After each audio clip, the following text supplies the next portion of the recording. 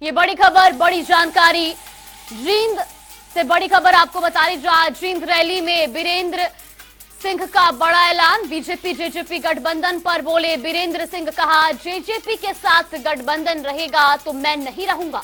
तो वहीं उन्होंने कहा कि जेजेपी ने लोगों को धोखा दिया है। जेजेपी पर भ्रष्टाचार के भी गंभीर आरोप उन्होंने लगाए। ये बड़ी खबर, बड़ी जानकारी आपको बता रहे, जहां चौधरी बीरेंद्र सिंह ने इस दौरान मंच से सीधा जेजेपी पर निशाना साधा और उन्होंने कहा कि अगर बीजेपी जेजेपी का गठबंधन रहा तो मैं नहीं रहूंगा। ये बड़ी खबर, बड़ी जानकारी। उन्होंने कहा कि जेजेपी ने लोगों को धोखा दिया है। तो वहीं जेजेपी पर भ्रष्टाचार के भी आरोप लगाए। बीजेपी को सत्ता में लाने में हमारा योगदान रहा, ये भी उन्होंने मंच से सीधे तौर पर कहा कि मैं ये बात पहले भी कह चुका हूं, आज भी कह रहा हूं कि भारतीय जनता पार्टी का और जेजेपी का, दुष्यंत चौटाला का और भारतीय जनता पार्टी का अगर समझौता चलेगा हरियाणा में तो बीरेंद्र सिंह नहीं रहेगा। भाई ये बात। तो देखिए, ये बयान भी आप सुनते नजर आए, जहां पर बीरेंद्र सिंह ने ये बड़ा ऐलान करते हुए कहा कि अगर जेजेपी के साथ बीजेपी का गठबंधन रहा तो मैं नहीं रहूंगा।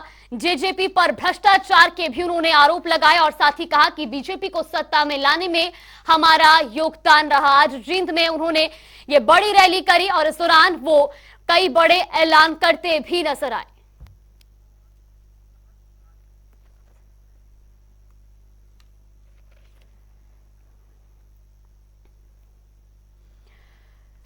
तो इसी खबर पर हमारे साथ जेजेपी प्रवक्ता दीप कमल जी जुड़ गए हैं। बहुत बहुत स्वागत है आपका जनता टीवी पर। देखिए, जिस तरीके से जींद में अपनी रैली के दौरान चौधरी बीरेंद्र सिंह ने अब जेजेपी पर कई बड़े आरोप लगाए हैं, भ्रष्टाचार का सीधा आरोप लगाया है।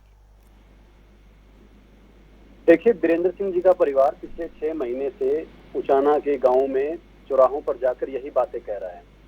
परिवार के तीनों सदस्य मार्च अप्रैल से शुरू हुए थे, तब से लेकर अब तक यही बातें सिर्फ दुष्यंत चौटाला जी के खिलाफ और जेजेपी गठबंधन के खिलाफ बीजेपी के साथ जो है यही बातें बोल रहे हैं। वही बातें दोहराने के लिए आज उन्होंने ये आयोजन रख लिया।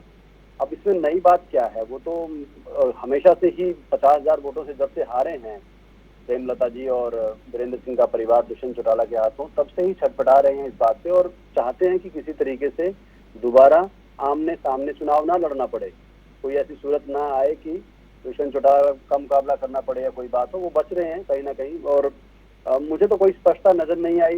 कहीं बीच में कांग्रेस की भी आलोचना कर रहे थे, कभी बीजेपी की भी आलोचना कर रहे थे, खुद को बड़ा बता रहे थे। देखिए दीप कमल जी, इस दौरान वो साफ तौर पर ये कहते नजर आए कि एक तरफ बीजेपी को लगता है कि जेजेपी उनको चुनाव के समय में वोट दिलाएगी, लेकिन उन्होंने ये भी साफ तौर पर कहा कि जेजेपी को तो इस बार अपने ही वोट नहीं मिलने हैं। नहीं, हमारे विरोधी हमारे वोटों के बारे में कैसे तय करेंगे? जो हमारे खिलाफ है वो हमारे बारे में अच्छा कैसे बोलेंगे कि हमें वोट मिलने वाले हैं? ये तो स्वाभाविक है उनकी बात, इसमें नया क्या है? ये बात तो 6 महीने से कह ही रहे हैं। वो जो नेता हमारे खिलाफ है, हमारे गठबंधन के खिलाफ है, वो हमारे बारे में अच्छा कैसे बोलेगा? उनके कहने से वो बात सच कैसे हो जाएगी? अब अगर मैं या कोई और कह दे कि बीरेंद्र सिंह जी का राजनीतिक जीवन खत्म हो चुका है, तो ये हमारा काम है, हम उनके हिसाब से बात कर रहे हैं। इससे वो थोड़े है कि वो सारी बातें, क्योंकि विरोधी तो कोई भी ऐसे ही कहेगा, उसके कोई मायने नहीं है। बीरेंद्र सिंह जी का अच्छा कद होता था हरियाणा की राजनीति में, उनको मान सम्मान की नजर से लोग देखते थे, अच्छे पदों पर रहे, हरियाणा में कई बार मंत्री रहे, केंद्र में मंत्री बने। लेकिन अब कहीं ना कहीं वो, मुझे लगता है कि किसी ऐसे उम्र के दबाव में है कि वो सिकुड़ते जा रहे हैं और वो सिर्फ एक उचाना और एक दुष्यंत चौटाला, इनसे बाहर सोच ही नहीं पा रही। सुबह शाम सोते जागते उठते उनको यही सपना दिखता है कि कैसे कैसे दुष्यंत चौटाला से पीछा छुड़ाना है, उनके सामने नहीं जाना है। बिल्कुल दीप कमल जी, बहुत बहुत धन्यवाद आपका हमारे साथ जुड़ने के लिए।